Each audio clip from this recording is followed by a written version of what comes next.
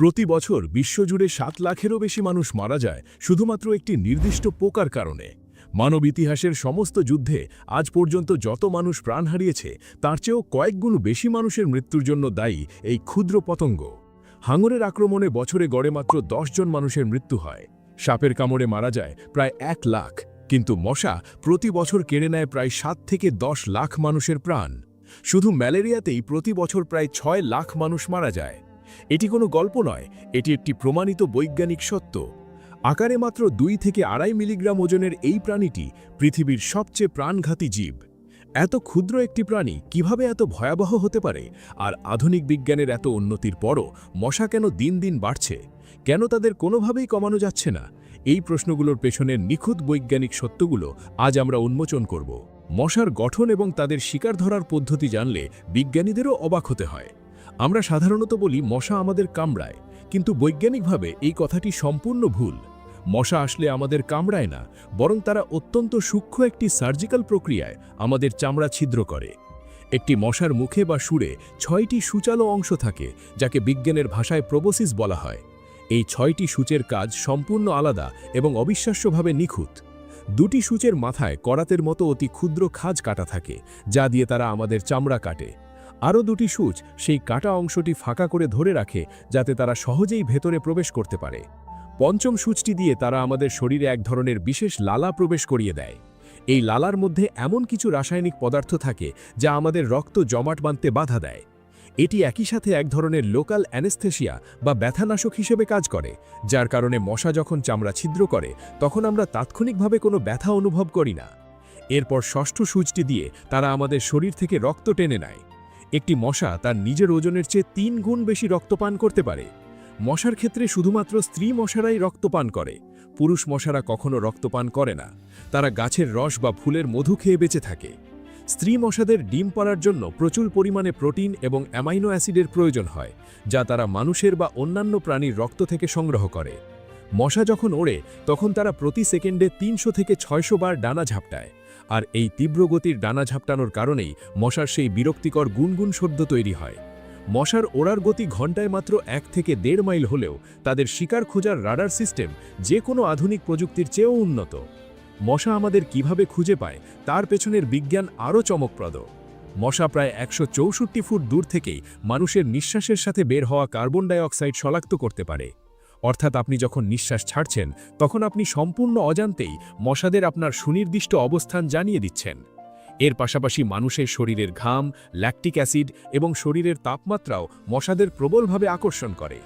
পরিসংখ্যান বলছে যাদের রক্তের গ্রুপ ও, মশারা তাদের দিকে দ্বিগুণ বেশি আকৃষ্ট হয় এ বা বি রক্তের গ্রুপের মানুষদের তুলনায়।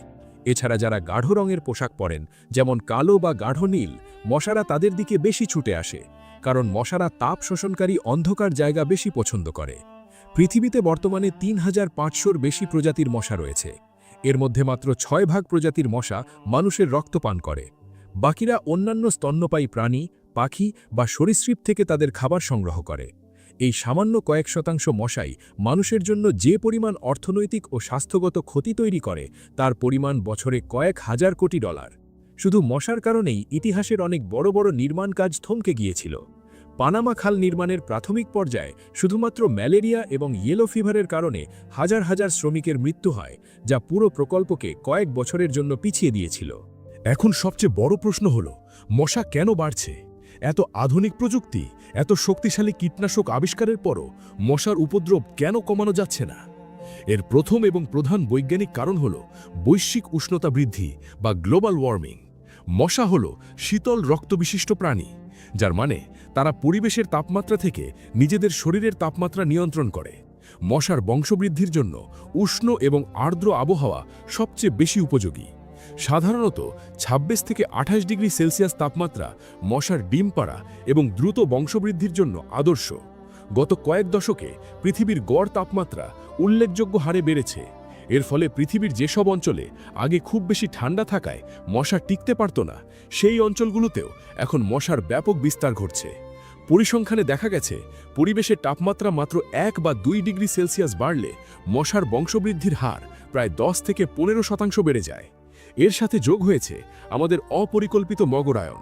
শহরে প্রচুর পরিমাণে কংক্রিটের ভবন, পিচ ঢালা রাস্তাঘাট এবং যানবাহন থাকায় সেখানে এক ধরনের হিট আইল্যান্ড বা তাপের দ্বীপ তৈরি হয়। এই হিট আইল্যান্ড শহরের তাপমাত্রাকে আশেপাশের গ্রামের তুলনায় কয়েক ডিগ্রি বেশি উষ্ণ রাখে। এই অতিরিক্ত তাপমাত্রা মশাদের জন্য একটি নিখুঁত এবং নিরাপদ প্রজনন ক্ষেত্র তৈরি করে। পরিবেশের এই পরিবর্তন মশাদের দ্রুত বংশবৃদ্ধিতে সরাসরি সহায়তা করছে। এখানে একটি বড় চমক বা টুইস্ট আছে। আপনারা হয়তো ভাবছেন, আমরা মশা মারার জন্য যে এত স্প্রে, কয়েল বা রাসায়নিক পদার্থ ব্যবহার করছি, সেগুলো কি তাহলে কোনো কাজই করছে না? এর উত্তর লুকিয়ে আছে মশার অবিশ্বাস্য দ্রুত প্রজনন ক্ষমতা এবং রাসায়নিকের প্রতি তাদের তাৎক্ষণিক শারীরিক প্রতিরোধের মধ্যে। মশা কেন কমছে না তার প্রধান কারণ হল তাদের ডিম পাড়ার বিস্ময়কর গাণিতিক হার। একটি স্ত্রী মশা তার মাত্র কয়েক সপ্তাহের জীবনকালে 3 থেকে 4 বার ডিম পাড়ে এবং প্রতিবারে সে 100 থেকে 300টি পর্যন্ত ডিম পাড়তে পারে। হিসেবটি একটু তলিয়ে দেখলে শিউরে উঠতে হয়। ধরুন একটি স্ত্রী মশা 300 ডিম পাড়ল, যার মধ্যে অর্ধেক বা 150টি স্ত্রী মশা জন্ম নিল। এই 150টি স্ত্রী মশা যখন আবার ডিম পারবে, তখন মশার সংখ্যা দাঁড়াবে 45,000-এ। এই 45,000 মশার অর্ধেক যদি আবার ডিম পারে, তবে মাত্র 1 মাসের ব্যবধানে মশার সংখ্যা গিয়ে দাঁড়াবে প্রায় 67,50,000-এ। একটি ছোট প্লাস্টিকের বোতলের ছিপি বা ডাবের খোসায় জমা থাকা মাত্র 1 চামচ জমানো পানিতে শত শত মশার লার্ভা জন্ম নিতে পারে। এত বিশাল সংখ্যায় বংশবৃদ্ধি করার কারণে আপনি যদি কোনো এলাকার 99% মশাও ধ্বংস করে ফেলেন, বেঁচে থাকা মাত্র 1% মশা কয়েক সপ্তাহের মধ্যেই আবার সেই এলাকার মশার সংখ্যা আগের অবস্থায় ফিরিয়ে আনতে পারে। মশা না কমার আরেকটি মারাত্মক কারণ হল আধুনিক কীটনাশকের প্রতি তাদের অভূতপূর্ব প্রতিরোধ ক্ষমতা। গত কয়েক দশকে মানুষ মশা মারার জন্য বিভিন্ন ধরনের শক্তিশালী রাসায়নিক স্প্রে বা ফগার মেশিন ব্যবহার করে আসছে, কিন্তু মশারা অত্যন্ত দ্রুত তাদের শারীরিক কাঠামোতে পরিবর্তন এনেছে। যে কীটনাশক 10 বছর আগে মশাদের তাৎক্ষণিকভাবে ধ্বংস করতে পারত, আজ সেই একই রাসায়নিক মশাদের উপর কোনো প্রভাবই ফেলতে পারছে না। গবেষণায় দেখা গেছে অনেক মশার শরীরের বাইরের আবরণ বা এক্সোস্কেলেটন আগের চেয়ে পুরু হয়ে গেছে, ফলে কীটনাশক তাদের শরীরের ভেতরে প্রবেশ করতে পারে না। আবার অনেক মশার শরীরে বিশেষ এক ধরনের এনজাইম তৈরি হয়েছে, যা বিষাক্ত রাসায়নিকগুলোকে মুহূর্তের মধ্যে ভেঙে নির্দোষ পদার্থে পরিণত করতে পারে। অর্থাৎ আমরা মশাদের মারার জন্য যেসব রাসায়নিক তৈরি করছি, মশারা তার চেয়েও দ্রুত সেই রাসায়নিক সহ্য করার ক্ষমতা অর্জন করে ফেলছে। এটি এমন এক অসম যুদ্ধ যেখানে আমাদের ব্যবহৃত অস্ত্রগুলো ধীরে ধীরে সম্পূর্ণ অকেজো হয়ে যাচ্ছে এবং মশারা ক্রমাগত শক্তিশালী হচ্ছে। এছাড়া প্লাস্টিক দূষণ মশাদের বংশবৃদ্ধিতে একটি বিশাল ভূমিকা রাখছে। পরিবেশে ফেলে দেওয়া লক্ষ লক্ষ টন প্লাস্টিক বর্জ্য, পলিথিন, টায়ার বৃষ্টির পানি আটকে রাখে। এই ছোট ছোট বদ্ধ জলাশয়গুলো মশার একেবারে সুরক্ষিত প্রজনন কেন্দ্রে পরিণত হয়েছে, যেখানে তাদের প্রাকৃতিক শত্রু যেমন ব্যাঙ বা মাছ পৌঁছতে পারে না। একটি পরিসংখ্যান শুনলে অবাক হবেন, 1950 সালের তুলনায় বর্তমানে পৃথিবীতে মশার বিস্তার প্রায় 27% বৃদ্ধি পেয়েছে।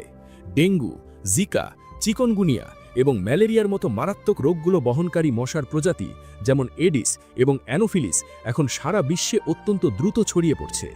বিশ্ব স্বাস্থ্য সংস্থার মতে বিশ্বের মোট জনসংখ্যার প্রায় অর্ধেক মানুষ বর্তমানে মশাবাহিত রোগের সরাসরি ঝুঁকিতে রয়েছে। প্রতি বছর প্রায় 40 কোটি মানুষ ডেঙ্গু ভাইরাসে আক্রান্ত হয়। এর একটি বড় কারণ হল মানুষের বিশ্বব্যাপী যাতায়াত বৃদ্ধি। জাহাজের কার্গো বা বিমানের মাধ্যমে এক দেশের সংক্রামক মশা খুব সহজেই কয়েক ঘন্টার মধ্যে অন্য দেশে পৌঁছে যাচ্ছে এবং সেখানে নতুন করে বংশবৃদ্ধি শুরু করছে। মশার জীবনচক্রের দিকে গভীরভাবে তাকালে বোঝা যায় কেন তাদের নির্মূল করা এত কঠিন কাজ। মশার জীবনের 4টি ধাপ রয়েছে: ডিম, লার্ভা, পিউপা এবং পূর্ণাঙ্গ মশা। ডিম থেকে একটি পূর্ণাঙ্গ মশা হতে মাত্র 8 থেকে 10 দিন সময় লাগে। মশার ডিমগুলো এতটাই টেকসই এবং মজবুত যে পানি শুকিয়ে গেলেও এগুলো কয়েক মাস পর্যন্ত শুকনো মাটিতে বা পাত্রের গায়ে বেঁচে থাকতে পারে। আবার যখনই বৃষ্টি হয় বা সেই পাত্রে পানি জমা হয়, তখনই সেই মৃতপ্রায় ডিম ফুটে লার্ভা বের হয়ে আসে। এই অবিশ্বাস্য টিকে থাকার ক্ষমতার কারণেই কোনো এলাকা থেকে মশাকে সম্পূর্ণভাবে বিলুপ্ত করা প্রায় অসম্ভব হয়ে দাঁড়িয়েছে। বিজ্ঞানীরা এখন মশার বিরুদ্ধে লড়াই করার জন্য প্রচলিত বিষের বদলে বিজ্ঞানভিত্তিক নতুন প্রযুক্তি নিয়ে কাজ করছেন। ল্যাবরেটরিতে তৈরি করা কিছু পুরুষ মশাকে তেজস্ক্রিয়তার মাধ্যমে বন্ধা করে প্রকৃতিতে ছেড়ে দেওয়া হচ্ছে, যাতে তারা স্ত্রী মশার সাথে মিলিত হলেও কোনো নতুন ডিম ফুটতে না পারে। আবার কিছু মশাতে ওলবাকিয়া নামক এক ধরনের বিশেষ ব্যাকটেরিয়া প্রবেশ করিয়ে দেওয়া হচ্ছে, যা মশাদের ডেঙ্গু বা জিকা ভাইরাস ছড়ানোর ক্ষমতাকে সম্পূর্ণ নষ্ট করে দেয়। তবে এই উন্নত প্রযুক্তিগুলো এখনও প্রাথমিক পর্যায়ে রয়েছে এবং সারা বিশ্বে কার্যকরভাবে প্রয়োগ করার জন্য বিপুল অর্থের পাশাপাশি আরও অনেক সময় এবং গবেষণার প্রয়োজন। সুতরাং বৈজ্ঞানিক তথ্য উপাত্ত বিশ্লেষণ করলে এটি স্পষ্ট যে মশা কমার বদলে দিন দিন বাড়ার মূল কারণগুলো হল আমাদের নিজেদের তৈরি করা বৈশ্বিক তাপমাত্রা বৃদ্ধি, অপরিকল্পিত নগরায়ন, যত্রতত্র প্লাস্টিক বর্জ্য ফেলে রাখার কারণে তৈরি হওয়া অসংখ্য নিরাপদ প্রজনন ক্ষেত্র, মশার অবিশ্বাস্য গাণিতিক হারে বংশবৃদ্ধি এবং প্রচলিত কীটনাশকগুলোর বিরুদ্ধে তাদের শারীরিক প্রতিরোধ ক্ষমতা তৈরি হওয়া। আমরা নিজেদের আরামের জন্য পরিবেশের যে ক্ষতি করছি, নির্বিচারে বনজ জঙ্গল কেটে কংক্রিটের শহর বানাচ্ছি, যেখানে সেখানে প্লাস্টিক বর্জ্য ফেলে রাখছি, এই সব কিছুই পরোক্ষভাবে মশাদের জন্য একটি নিখুঁত আবাসস্থল তৈরি করে দিচ্ছে। আমরা যতক্ষণ না পরিবেশের এই ভারসাম্যহীনতা দূর করতে পারব এবং মশা নিয়ন্ত্রণের জন্য শুধুমাত্র রাসায়নিকের ওপর নির্ভর না করে বিজ্ঞানভিত্তিক ও পরিবেশ বান্ধব দীর্ঘমেয়াদী সমাধান বের করতে পারব, ততক্ষণ পর্যন্ত মশার সংখ্যা কমার কোনো বাস্তব সম্ভাবনা নেই।